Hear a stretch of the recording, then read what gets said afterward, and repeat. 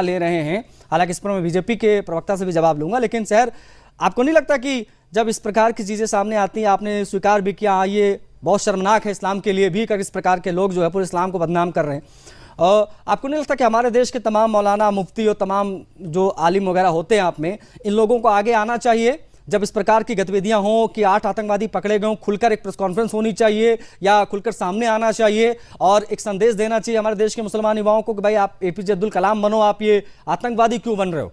ये पहल कब हम देखेंगे?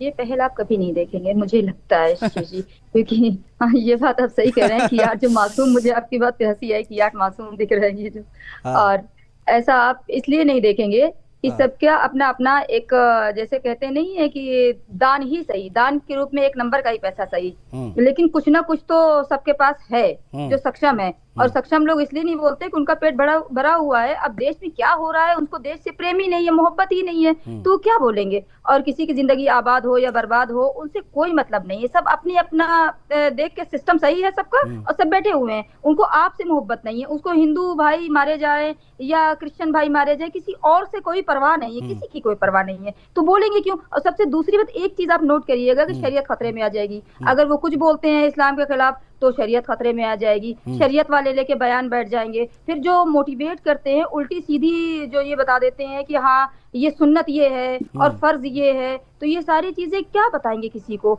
और सही चीजें बताने के लिए सही इंसान को जरूरत होती है, और सही इंसान अभी तक आपको मिला ही नहीं जो सही चीजें बताए। अब आप ढूंढिए कि सही इंसान आप कहाँ से लाएंगे पकड़ के देश में। प्रेस कॉन्फ्रेंस की तभी उम्मीद करिएगा, मुझे नहीं लगता कि कोई मौलाना आकर इस पर कुछ बोलेगा सच के तौर पर।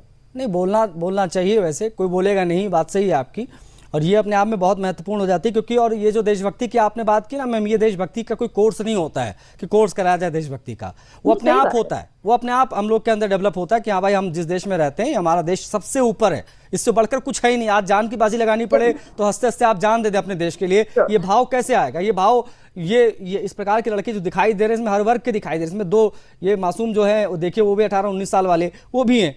अभी इनका क्या इलाज है, ये अपने आप में बहुत बड़ा सवाल है। इससे कैसे निपटेगी सरकार आपकी? अविरल जी ये जरा बताइए। ये तो अभी तो 8 पकड़ में आए, ना जाने कितने ऐसे होंगे, 800-8000 भी हो सकते हैं, कहां तक हो सकते हैं? और दूसरी चीज ये कि कैसे इतने आसानी से पाकिस्तान में बैठे, बॉर्डर पार के बैठे आतंकवादी हमारे देश के अंदर, क्या हमारा नेटवर्क इतना आसान है? आप चाइना में परिंदा पर नहीं मार सकता, अमेरिका में नहीं कर सकता, यहाँ पे कैसे ये इतने आसानी से आतंकवादी नेटवर्क बना रहे हैं, नए नए नेटवर्क बना रहे हैं, स्लीपर सेल्स की फौज खड़ी हो रही है? ये सब क्या हो रहा है एग्जैक्टली? ये